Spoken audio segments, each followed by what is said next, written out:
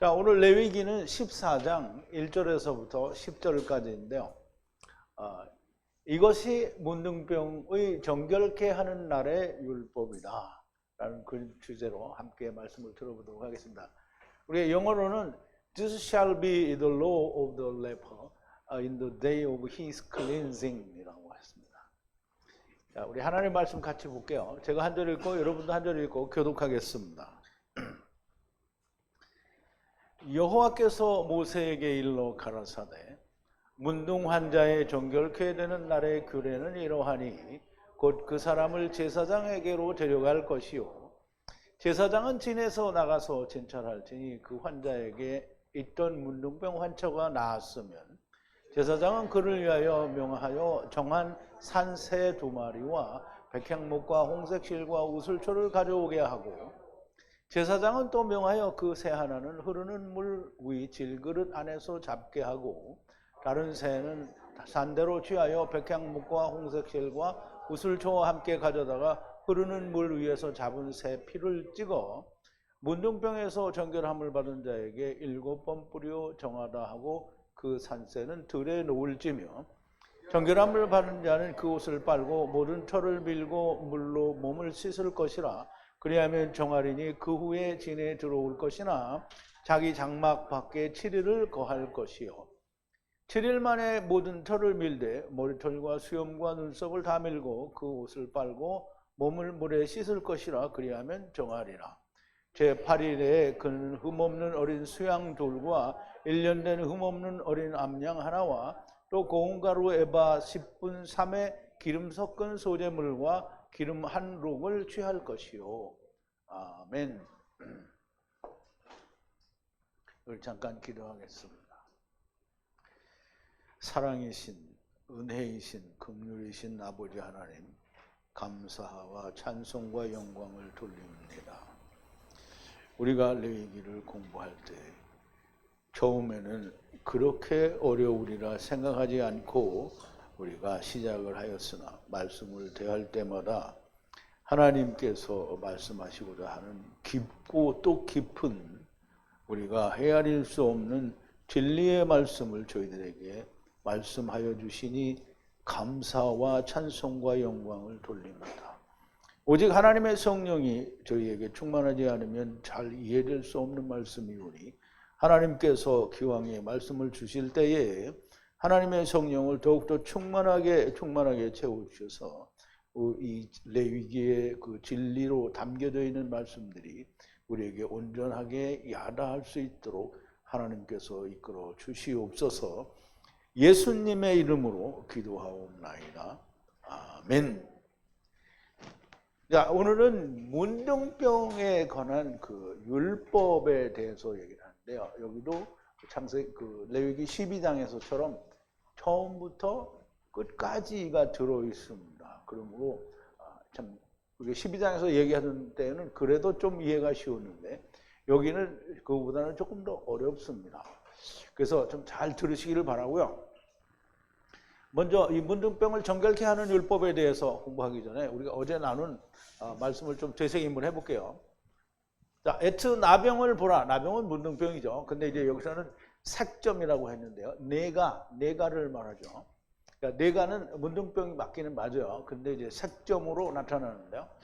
보라, 베개도 직물 혼합된 것, 모든 가죽 분리를 만드는 가죽 사역에 퍼졌으면 악성 나병 후에 부정한 색점이므로 그러므로 태우라. 에트 겉옷과 에트 직물과 에트 혼합과 양털과 아마포와 에트 모든 가죽 기구 분리할 바부 색점으로 나타났으니 후에 악성 나병이므로 불로 태워나는 겁니다. 만약 제사장이 보고 겉옷과 직물 혼합된 것과 모든 가죽 기구에 퍼지지 않았으면 이제 퍼졌으면 불로 태우라는 거고요. 퍼지지 않았으면 제사장을 명해 빨게 하고 두 번째 7날을 격리하라 그랬어요. 7날 두 번을 격리하는 거죠. 빤다는 것은 빤다는 말은 성경에서 물론 여기서는 다 씻으라는 말로 쓰기도 했고 우리말에는 그런데 이제 다 빠는 건데 왜냐하면 옷이기 때문에 빠는 거예요. 그 직물이고 그래서 빤다는 것은 율법으로 빠는 것과 예수 그리스도의 피로 빠는 것이 두 가지가 있다라고 우리가 이제 어제 창세기 49장에 있는 말씀을 들어서 설명을 드렸죠. 자, 에트 색점을 빤 후에 제사장이 보니 에트 눈에 색점이 퍼지지 않았으면 후에 부정한 것이니 불로 태우라. 색점을 이제 직물이나 뭐 혼합된 거나 그 겉옷을 빨았어요. 근데 색점이 빨았는데 아무 변화가 없어요.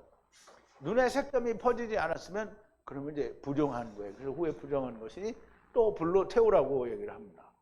에트 분리할 벗겨지고 벗겨지는 후를 바라는 대머리에 올가미가 된 거다 그랬어요. 그럼 이제 벗겨지고 벗겨지는 건 뭐예요? 머리가 대머리가 되는 거죠. 대머리는 원래 뭐 어떻다고 그랬죠? 정하다라고 그랬죠. 그래서 벗겨지고 벗겨지기를 바라는 후를 바라는 대머리에 올가미가 됐다고 그랬어요. 이 그 구멍이 됐다라는 말은 구덩이 올가미라는 단어에서 유래가 됐다고 했죠. 그러면 대머리에 올가미가 됐다라는 말은 후가 올가미가 됐다는 거예요. 누구의? 벗겨지기를 바라는 대머리에 올가미가 됐다는 거예요. 후가 올가미가 됐다는 거죠. 대머리에. 그래서 이스라엘이 말하자면 율법 아래에 있는 사람들이 벗겨지기를 바라는 거잖아요. 율법 아래에 있는 사람들이 벗겨지기를 바라는데 예수 그리스도가 뭐가 됐어요? 거치는 돌이 됐다라는 거예요. 그게 이스라엘을 두고 하는 얘기죠. 구멍은 올가미, 구덩이라는 단어에서 유래가 됐고요. 만약 제사장이 보니 빤 후에 나병 색점이 약해졌으면 에트바 겉옷에서 가죽에서 직물에서 혼합된 것에서 에트바를 찢으라. 이 찢는 것은 이제 베개들을 찢으라는 건데요. 그 직물을 찢으라는 건데요. 찢은 것은 예수 그리스도의 옷을 바라는 것으로, 우리가 어제는 제가 설명을 안 드렸는데요. 예수 그리스도의 옷을 바라는 것으로 그렇게 보입니다. 근데 이제 그 뒤에 어떤 하나님의 말씀은 없어요. 찢는 뒤에 어떻게 하라는 말씀은 없어요. 자, 만약 계속해서 겉옷에 직물에 혼합된 것에 모든 가죽 용기의 색점이 보이면, 그러면 이제 여기 나오는 겉옷 직물 혼합된 것 모든 이거는 계속 반복해서 따라와요. 근데 계속해서 색점이 나왔다라는 거예요. 그러면 색점이 빨았는데 또 나오고 계속해서 나오면 후에 그 문둥병이 나병이 퍼진 것이니 또 불로 태우라고 말을 합니다. 에트 분리할 바부 색점이니 빨아도 계속해서 보이니 불로 태우라는 겁니다. 겉옷, 직물 혼합된 것 모두 분리하는 가죽 기구를 빨아서 색점이 제거되면, 그래서 빨아서 색점이 제거됐어요. 없어졌어. 그러면 한 번 더 빨으라는 거예요. 두 번째 빨아야 정하게 되리라 했어요. 두 번째 빠는 것은 또 똑같은 걸로 빠는 게 아니고요. 예수 그리스도의 피로 빨아야 된다라는 그런 의미로 보여집니다. 이 모든 것이 양털 겉옷, 아마포 겉옷, 직물 혼합된 것 모든 가죽 기구의 나병 색점을 깨끗하기를 바라는 부정한 것에 대한 율법이다 그랬어요. 그럼 이제 우리가 이 말을 어제도 설명을 드렸지만, 우리가 세상에 온 사람들이 다 뭘 가지고 왔어요? 문둥병을 가지고 왔어요. 문둥병을 가지고 왔으니까 문둥병을 가지고 온 사람이 어떻게 되기를 바라는 거예요? 문둥병이 낫기를 바라는 거예요. 문둥병을 낫으려면 어떻게 해요?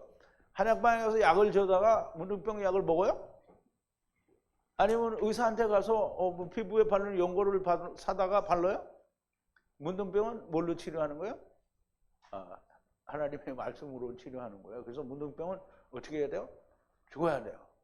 죽어야 되는 거예요. 그래서 빤다라는 말은 이게 또 조금 있으면 라하츠라는 말이 나오는데 죽는 거예요. 씻는 거고요. 자, 이것이 부정한 자가 정하게 되기를 바라는 율법이라는 거예요. 율법. 이게 율법은, 그래서 율법이라는 자체가 뭘 행하는 게 아니고요. 넓은 의미에서 크게 율법의 전체를 바라보면 부정한 자가 예수 그리스도로 말미암아 어떻게 정한 자가 되는, 이게 율법이에요. 그러니까 율법은 부정한 자가 정한 자가 되려면 어떻게 해요? 율법의 요구는 사망에 죽어야 된다는 거예요. 그래서 율법은 지키면 다 죽어야 되는 거예요. 그 율법은 잘 지키는 건데 왜 죽냐? 율법은 다 죽죠. 그죠? 제사를 지내면 다 죽어요. 그 네가 그렇게 죽으라는 거죠. 그러니까 6월절 어린 양도 죽는 거잖아요. 그러니까 예수님이 오셔서도 어떻게 해요? 죽잖아요. 그 니네가 이렇게 죽으라는 거죠.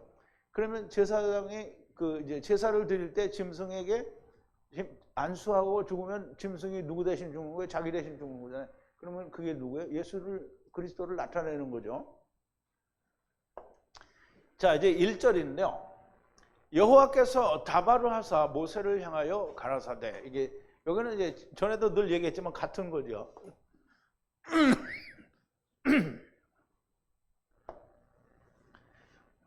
뒤에서부터니까 여호와께서 다바루예요. 다바루를 하시는데 모세를 향하여 모세 아내라는 뜻이요. 라마루 하셨다는 게 라마루죠. 그러면 하나님께서는 다바루를 말씀하시는데 그러면 다바루는 뭐예요? 이렇게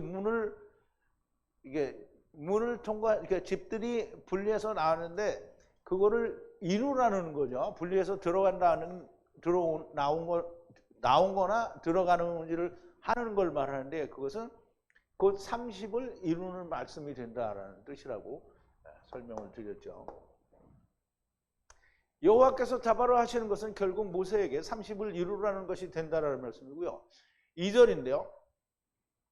이것이 문둥병에 걸린 때 정결케 하야 하는 율법이다. 제사장을 향하여 들어가라. 그러면 이제 이것이 문둥병에 걸린 때, 물론 이제 이건 그 율법에서는 사람들이 문둥병에 안 걸렸는데 피부에 나타나는 거를 이제 문둥병에 걸렸다라고 얘기를 하는 거잖아요. 근데 사실은 모두가 다 문둥병자죠. 문둥병이 걸린 때에 정결케 하는 율법인데요. 근데 문둥병이 걸린 자가 정결케 되려고 하면 어떻게 해요? 제사장에 들어가라는 거예요. 제사장에게. 그럼 제사장에 가서 문둥병이 났는지 안 났는지 어떻게 해요? 판단을 받아야 되는 거예요. 그걸 이제 의술로 말하면 진료를 받으라는 거죠.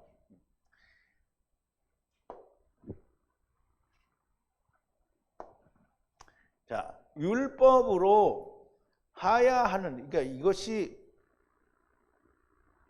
나병에 걸린 날에 정결케 하는 율법이라는 거예요. 율법으로 하야 하는 거라는 거예요. 그런데 그렇게 하려면 어떻게 하냐? 그러면 제사장 안으로 들어가라는 거예요. 제사장 안으로. 제사장을 향하여 뭐 안으로 그렇게 얘기할 수 있겠죠. 자, 문둥병에 걸린 때에 정결케 되려거든 먼저 제사장에게 들어가라고 하는데요. 제사장을 만나야 한다는 거예요. 이 말씀은 정말 중요합니다. 자기를 판단할 수 없다는 거예요. 아, 내가 보고 세상에는 병이 들면 자기가 보고 이제 의사 찾아가죠. 그런데 문둥병은 자기가 내가 문둥병이야 이렇게 판단 안 하는 거예요. 누가 하는 거예요? 제사장이 하는 거예요. 제사장이 누구인가? 하나님과 백성들 사이에 중보자가 제사장이에요. 예수 그리스도의 그림자가 됩니다. 율법의 시대에는 예수 그리스도를 완전히 대신하는 자가 제사장이에요. 대제사장이죠. 예수께서 오신 뒤에는 제사장은 더 이상 존재하지 않죠. 그런데 제사장은 존재하지 않지만 예수님이 누구예요? 무슨 제사장이에요? 예수님은? 멜기세덱의 반차를 쫓은 영원한 한 대제사장이에요. 그러면 이제 이 예수님이 모든 걸 이루시고 제사장의 일은 끝났어요. 그러면 예수님이 모든 걸 마치셨으니까 예수님이 남아가지고 너는 문둥병이 아니야 판단을 해줘야 될 거 아니에요. 근데 예수님은 갔어요. 그러면 누가 판단을 해야 돼요?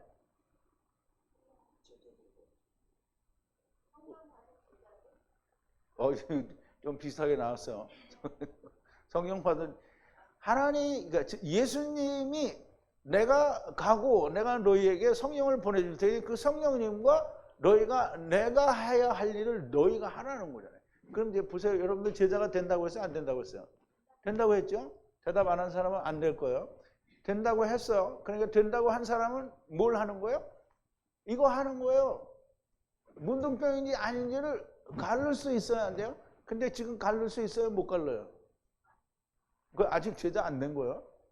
제자가 되려면 그거 해야 되는 거예요. 그래서 하나님이 예수 그리스도께 주신 말씀을 그대로 다 받은 제자들이 성령님이 오신 이 사람이 예수님처럼 분별을 하는 거예요. 문둥병이다 아니다.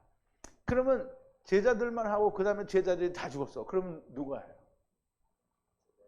제자들이 삼은 제자들이 하는 거예요. 그러면 누가 해요? 이제 바울은 하나님 주님이 보냈으니까 바울이 하고 바나바도 하고 또 마태도 하고 누가도 하고 다 하잖아요. 실라도 하고 디모데도 하고 뭐 다 해줘. 근데 대만은 못하죠. 세상을 사랑해서 갔으니까. 예수 그리스도께서 오신 뒤에는 제사장은 더 이상 존재하지 않지만 그러나 예수 그리스도를 대신하는 자들이 있어요. 예수님이 그래서 너희가 나를 택한 것이 아니라 내가 너희를 택했어요. 세상으로부터 분리하여 택했어요. 왜? 주님의 일을 하라고. 그러니까 주님이 안 부른 사람은 일을 하고 싶어도 못하는 거예요. 그러니까 자기 멋대로 하는 거죠. 하나님 말씀을 가진 거룩한 성령이 있는 제자들, 사도 바울, 스데반, 빌립 제자들의 제자들이 주님을 대신하는 자들입니다. 이 사람들이 뭘 판단할 수 있어요? 문둥병인지 아닌지를 판단할 수 있는 거예요. 말씀과 성령이 있다는 증거가 무엇입니까? 말씀과 성령이 있다는 증거가 뭐예요? 성경을 성령의 가르치심에 의해서 전하고 있으면 주님을 대신하는 자가 됩니다. 그 시대에는 제사장에게 들어가서 문둥병의 여부를 판단을 받아야 됩니다. 그러면 오늘날은 누가 판단하는가? 주님을 대신할 수 있는 자가 판단을 하죠. 내가 나를 심판하고 판단하는 것은 선악을 알게 하는 나무를 내가 먹는 거예요. 하나님의 말씀과 성령이 함께 있는 자들, 오직 하나님의 말씀과 성령에 의해서만 판단합니다. 그런데 여러분들이 그전에 우리가 다니던 교회에서는 어떻게 했어요? 누가 어떻게 판단했어요? 그냥 자기들이 판단하죠. 목사님들이 판단한단 말이에요. 그냥 아닌 것이 너무나 잘 보입니다. 성령에 의해서, 말씀에 의해서 판단을 하면 너무 잘 보인다는 거예요. 제가 하고 싶은 이야기는 자기가 자기를 판단하는 것은 문둥병이다라는 말을 하는 거예요. 내가 하는 말이 아니고요. 성경이 지금 레위기에서도 그렇게 얘기를 하시는 거예요. 자, 3절인데요. 제사장은 진 밖을 향해 나가서 보라. 제사장이 보고 보니 나병 걸린 것으로부터 나병 색점이 치료되었으면 이라는데요. 자, 제사장이 나가요. 어디? 바깥으로 나가는 거예요. 어디 바깥으로? 진 바깥으로 나가서 보는 거예요. 왜 밖으로 나가느냐? 문둥병에 걸리면 전부 진 밖으로 내쫓아요, 다. 그래서 거기서 못 들어와요, 다. 그러니까 제사장에게 보인다고 문둥병 혼자 안으로 들어오면 돼요, 안 돼요? 안 돼요. 그래서 제사장이 나가는 거예요.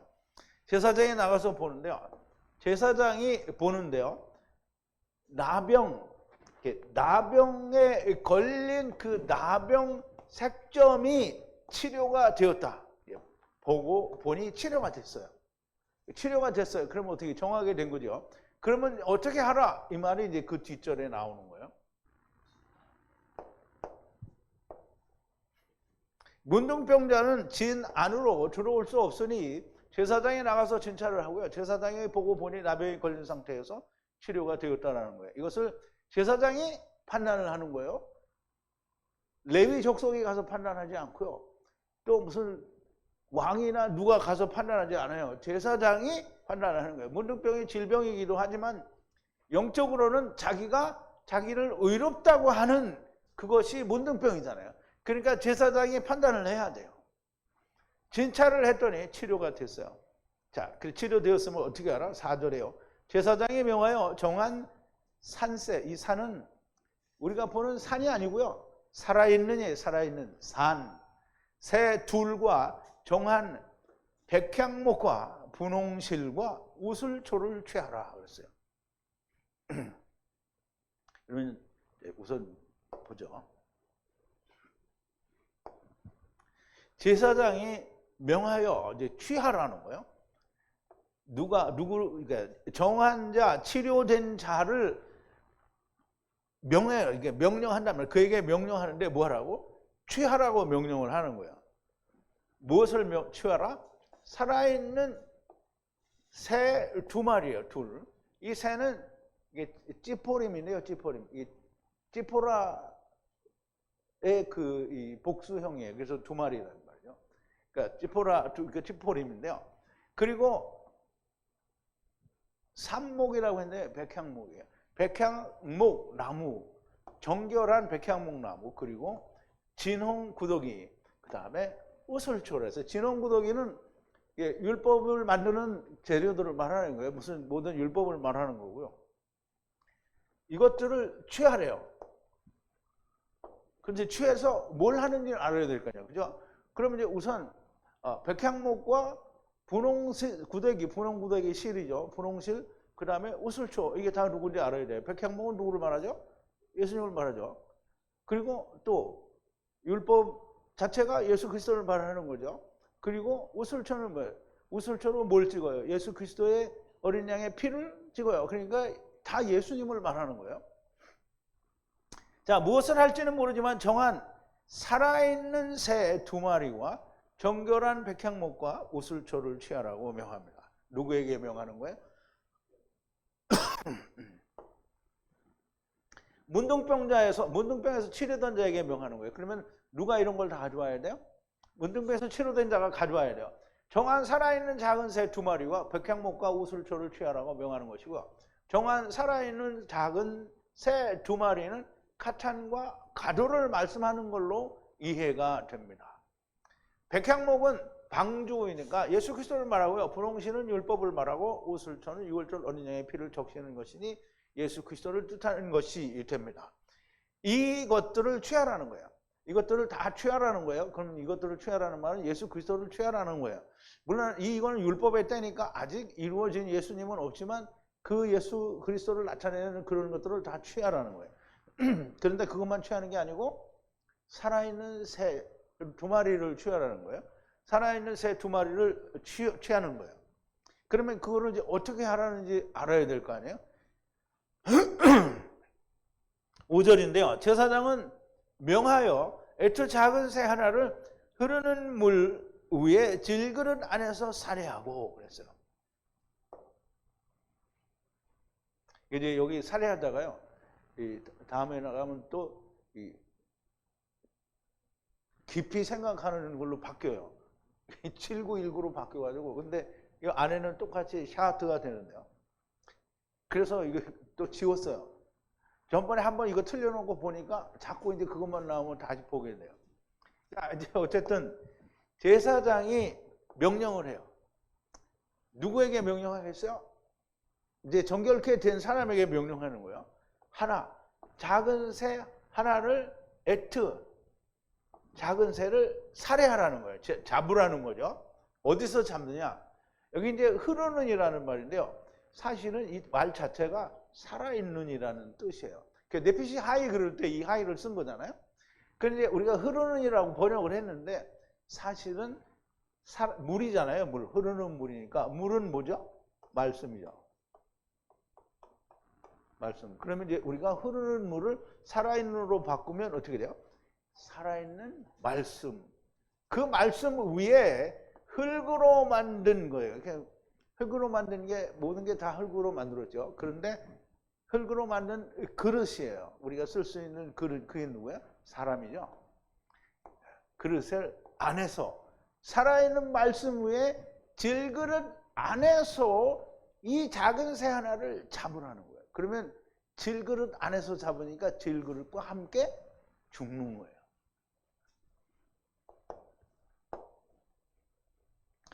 흐르는 물이란 살아있는 말씀을 말하고요. 그 위에서 흙으로 만든 기구라는 말은 사람을 말하고요. 작은 새 하나를 한 마리이기도 하지만 하나는 에하드잖아요. 그래서 하나가 되는 작은 새, 지금 누구와 하나가 되냐? 질그릇과 하나가 되는 작은 새를 말하는 거예요.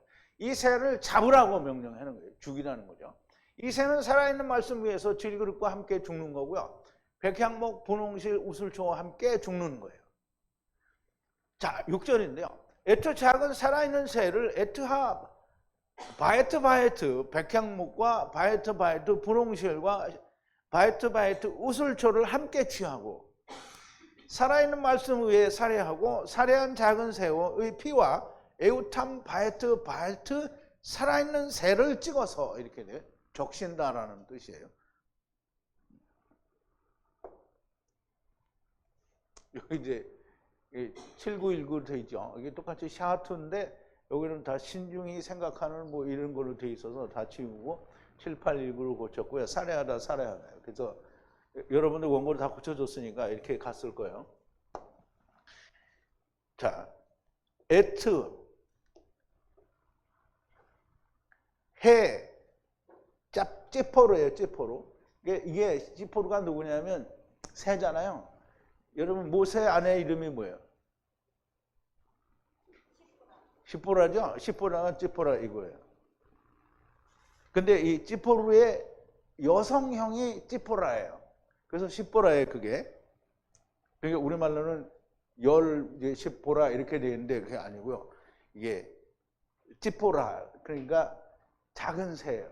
그럼 모세는 누구죠? 아론에게는 어떤 사람이죠?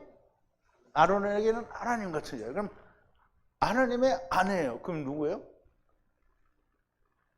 하나님의 아내는 이스라엘이죠. 이스라엘은 누구죠? 천하만명이죠. 그럼 여러분들이 누구예요? 하나님의 아내예요. 작은 새, 여러분들이 작은 새예요. 작은 새 두 마리, 그러니까 카탄과 가돌이란 말이 명백하게 나오죠. 작은 살아있는 새를 취하고 에트하 바에트 그리고 백향목 나무와 그리고 바에트 진홍 구더기 그러니까 진홍실 이렇게 되는 거야. 그리고 바에트 우슬초에 담그는 거예요. 그러면 이게 백향목이 3번이에요, 이게. 여기 다 다른데 3번이고요. 그 다음에 구더기는 2번이에요. 그리고 우슬초도 2번이에요.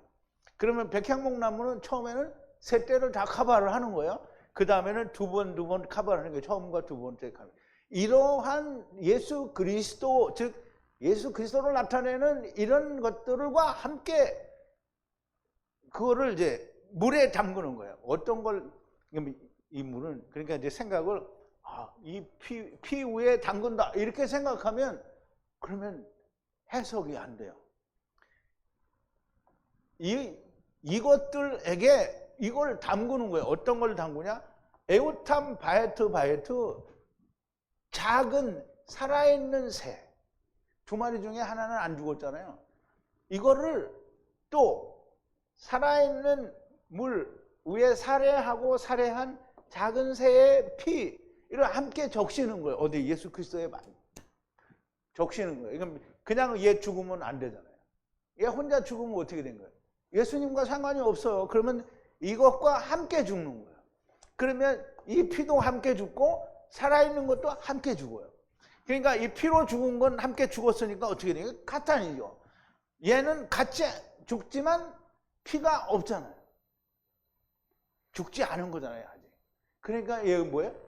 가돌이죠. 이해됐죠? 예? 그게 이해가 됐잖아요, 그죠? 근데 이게 정말 진리죠. 이 하나님은 레위기에다가 이런 말씀을 다 담아놓은 거예요. 자, 이제 참 어려운 말씀입니다. 살아있는 작은 새를 백향목과 분홍실과 우슬초와, 이게 제가 다 설명을 드렸어요. 3대와 2대 이게 다 얘기했죠. 우슬초와 함께 취하여 살아있는 작은 새와 살아있는 물 위에서 살해하고 살해한 작은 새의 피를 백향목과 분홍실과 우슬초에 적시라는 거예요. 그게 찍으라는 거예요. 이렇게 같이 찍어서 그렇게 찍어서 문둥병에서 정결케 된 자 위에 7번 뿌려서 정하다고 하고, 에트 살아있는 작은 새는 사대예요, 사대. 얼굴 위에 보내라, 샬라흐 보내라는 거예요. 자, 문둥병에 걸렸다 나은 자 위에 뿌리라는 거예요. 나병에 걸린 것으로부터 정결케 된다요. 그러면 이제 나병에 걸린 게 2번 나오니까 처음과 나중을 얘기하죠. 그럼 7번을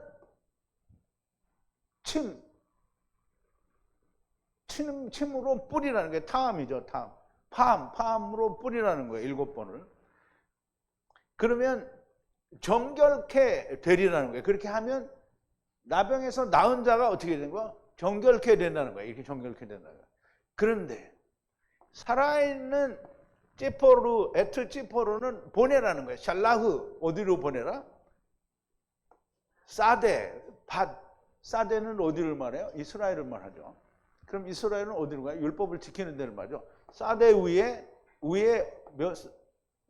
그 사데 얼굴 위에, 그러니까 들면 위에 보내라는 거죠.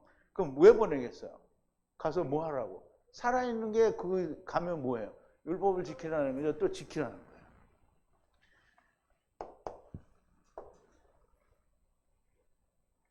살아있는 말씀 위에 질그릇 안에서 살해된 작은 새는 카탄이고요. 죽지 않은 살아있는 작은 새는 가돌이고요. 그러므로 이스라엘의 율법의 밭으로 샬라흐 하는 겁니다. 살아있는 말씀 위에 질그릇 안에서 살해한 작은 새의 피와 살아있는 새를 백향목 분홍실 우슬초에 함께 적시는 것은 가돌들도 버리지 않으심을 말씀하는 겁니다. 그러므로 들의 면전에 보내라고 하시는 거고요. 8절인데요. 정결함을 받은 자는 베개들을 빨고 에트 모든 털을 밀고 물로 라하즈 하라. 라하즈는 뭐죠?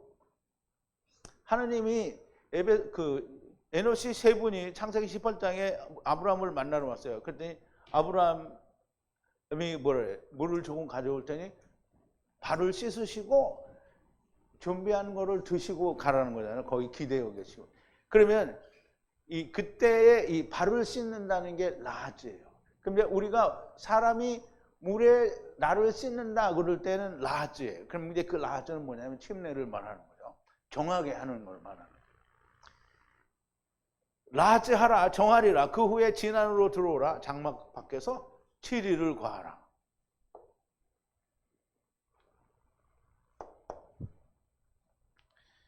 자, 빠르요. 정결케 된 나병으로부터 정결케 된다는 에트 베개들을 빨아요. 베개들. 그러니까 옷은 빨아요. 그리고 에트 모든 머리카락을 깎아요. 근데 깎는다는 건 여기에 다 해당이 되는 거예요.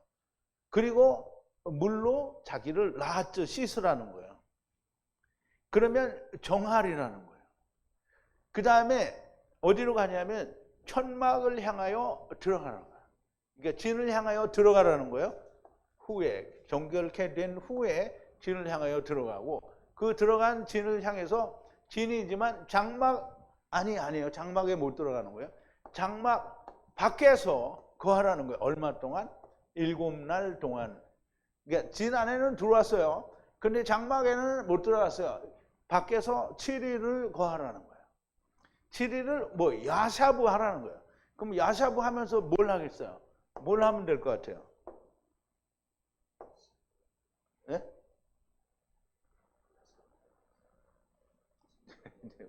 우리가 보세요.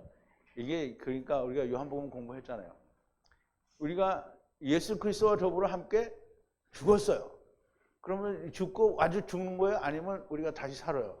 다시 살아요. 그럼 우리가 예수 그리스도와 함께 죽었으면 예수님이 죽었다가 다시 사신 것처럼 우리도 예수 그리스도와 함께 죽었다가 다시 살아요. 그러면 그 육신이 살아있어. 그럼 육신을 뭘 한다고 그랬죠? 40일 동안 주님이 하나님 나라의 일을 말씀하시면 우리도 하나님 나라의 일을 말해야 되는 거예요. 그래서 7일을 거하라는 거예요. 7일을 거하라는 거예요.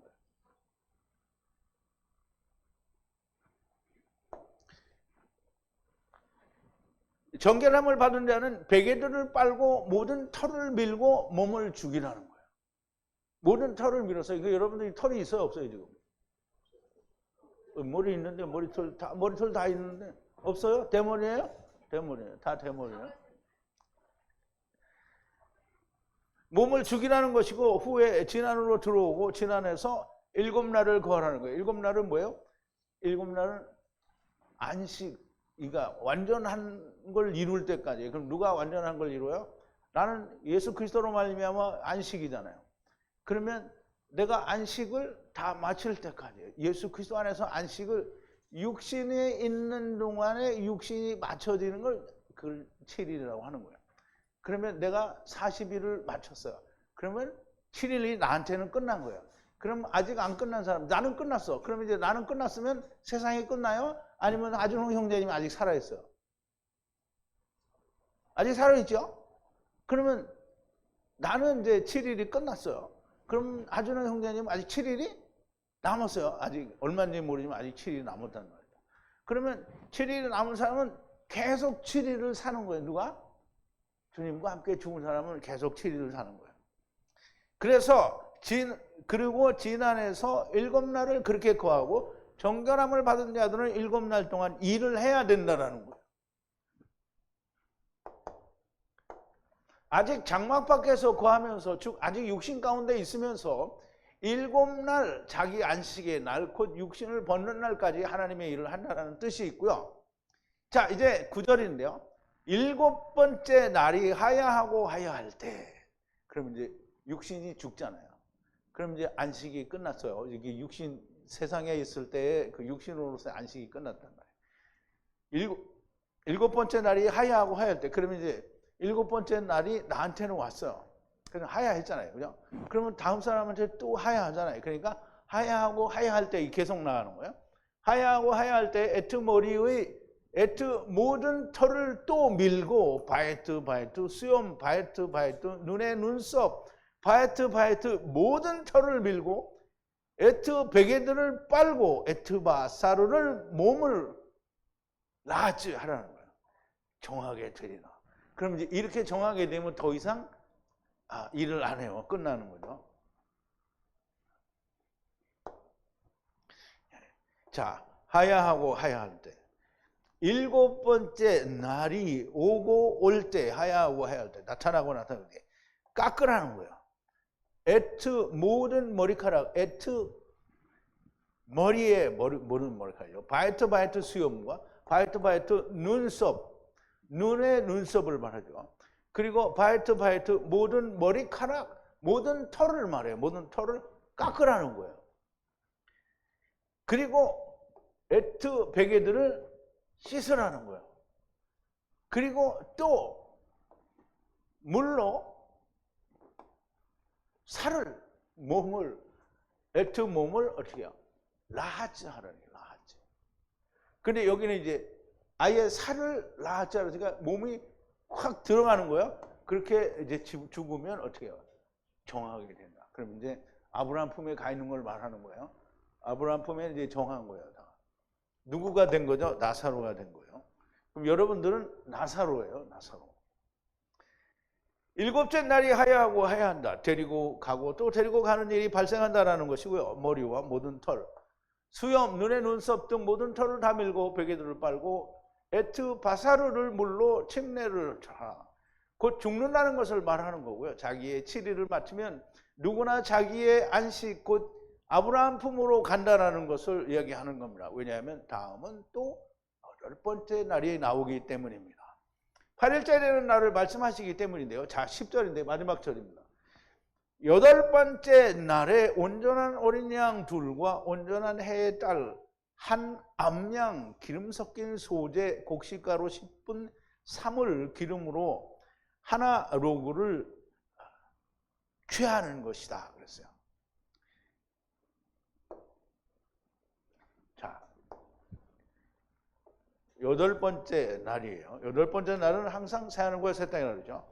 그때는 취하라는 게 아니고요. 물론 이제 취하라는 말로 되는데 이제 이 말은 이제 그게 취한 것이다라는 그런 뜻이 될 수 있어요. 온전한 양 둘을 취하라는 거예요. 그리고 한 에하드 암양을 온전한 해의 딸로 취하라는 거예요. 그리고 기름이 섞인 소재 곡식가루 10분 3을 취하는 거예요. 그러면 그것이 기름으로 에하드 하나 된 로그라는 거예요. 로그는 그 이제 이 어떤 측량 단위인데요. 로그라는 뜻은 바로그잖아요. 그러면 인생들이 아버지와 아들과 내가 하나 되는 말씀을 율법으로 마치는 거예요. 이거는 최종 마치는 거예요. 아주 맨 마지막에 삼켜지는 걸 말하는 거예요. 그러면 어린 양 이게 영수하지 말고 이제. 여덟째 날은 언제나 새하늘과 새 땅을 말씀하시는 것이라고 말씀을 드렸고요. 여덟째 날에 취하게 되는 것은 완전한 어린 양 둘이에요. 그러면 예수님이 오셔서 이루셨으면 하느님의 어린 양이라고 얘기를 해야 되겠죠. 근데 어린 양 둘이라고 했으니까 하나는 유월절 어린 양이고 그리고 하나님의 어린 양 두 양을 말합니다. 그러므로 처음과 나중에 카탄들을 말하고 온전한 해, 딸, 한 암양은 메시아 왕국을 말하는 것이고요. 기름 섞인 소재 10분 3은 메시아 왕국에서 남은 모든 자들을 삼켜지는 자들을 말씀하는 거예요. 무슨 말인지 이해갔어요? 자, 딱 그렇게 납득이 돼요? 아니면 그런가? 이렇게 돼요. 10분 3은 곡식가루 열 중에 3을 이루는 거잖아요. 그럼 3을 이루려면 다 가져가야 되잖아요. 하나님이 강제로 가져가는 걸 말하는 거예요. 그거를 에하드 그러니까 기름 에하드 한 로그라고 하는 거예요. 기름이 뭐예요? 셰몬이 성령이죠. 성령으로 다 삼키는 걸 말하는 거예요. 자, 이제 12장에서는 할례를 통하여 우리 12장을 기억을 해보시면 12장에는 할례라는 걸 통해서 8번째 날까지 말씀해 주셨어요. 여기서는 문둥병을 정결케 하는 날의 율법이라 하시면서 또 8일째까지는 가는 것을 간략하게나마 정리하여서 다시 말씀하여 주시는 거예요. 물론 문둥병에 대해서 이미 다 설명을 많이 했어요. 매우 어렵습니다. 이 말씀들이 풀어지고 해석이 되어지는 것은 무슨 책들을 보고 풀어지는 게 아니고요. 제가 여러분들한테 이렇게 막 쉴 틈 없이 그냥 막 이렇게 설명을 하니까 야, 어떻게 저렇게 다 알았지? 이렇게 생각하실 수 있는데요. 오직 원어 히브리어 성경으로 일주일 내내 머리 터지게 씨름하다가 이게 레위기는 항상 머리가 터져요. 성령님의 가르치심에 의해서 깨닫고 알게 되어 해석이 되는 겁니다. 너무나 명백한 성령님의 가르치심이고요. 이 강의 말씀을 한 귀로 듣고 한 귀로 흘려버리는 사람이 혹 없으리라고 믿어요. 그런데 혹 있다고 하면 너무나 불행한 일이 됩니다. 자기가 살아있는 사람에게는 들리지가 않습니다.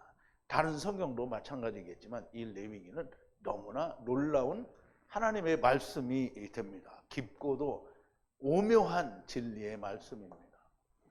나만 이렇게 생각한다면 너무 불행한 것입니다. 제발 들으시고 생명과 하나가 되시기를 바랍니다. 이스라엘의 유대인들에게 주님이 오신 것은 저들에게 말할 수 없는 다시 없을 기회였습니다. 왜냐하면 유대인들은 1500년 동안을 기다린 거잖아요. 조상 대대로 기다려서 1500년을 기다렸는데 그 기다리던 예수님이 율법에서 말하는 그 예수님이 자기들에게 오셨어요. 그런데 이 예수님이 오시니까 유대인들이 뭐라 했어요? 주여 내가 이렇게 율법을 잘 지켜야 된다. 주님이 뭐래? 다시 지켜라. 주여 내가 이렇게 율법을 잘 지켜라. 다시 지켜라. 다시 지켜라. 다시 지켜라. 그랬더니 어떻게 했어요? 죽여버렸죠. 다시 없을 기회였는데 그것을 헌신짝처럼 버린 거예요. 오늘 여러분들에게 이 진리가 들리는 것은 만약에 여러분들이 이 진리가 들린다고 하면 여러분 잘 생각을 해보세요. 나만 이렇게 생각하는지 모르는데 1800년 동안 하나님의 말씀이 없었어요. 그럼 이제 여러분들이 교회를 몇십 년을 다니면서 거기는 하나님 말씀이 아니다라고 느낀 거잖아요. 그럼 여기 와서 하나님 말씀이라고 들은 건데 하나님 말씀이 지금 하야 세루 하야 그리고 뭐 케르부트 케르부 씨 뿌리는 그 천사들 둘, 씨 뿌리는 자, 거두는 자, 그리고 형님, 그러니까 큰아들, 작은아들, 뭐 하여간 다 들었잖아요. 이걸 하나님 말씀이라고 들었는데 이걸 듣고 그냥 이쪽 귀로 듣고 이쪽 귀로 흘려버리면 누구랑 똑같은 거예요? 유대인들하고 똑같은 거예요. 그러면 유대인들의 결과를 안 봤으면 모르는데 사도 바울이 고린도서에서 뭐라 그랬어요? 너희는 이것이 너에게 거울이 돼서 너는 이렇게 하지 말라고 얘기를 한 거예요. 그런데 우리가 그걸 듣고 나서도 또 이거를 유대인들과 같이 똑같이 한다고 하면 얼마나 한 사람이 되냐 이 말이에요. 그렇지 않아요?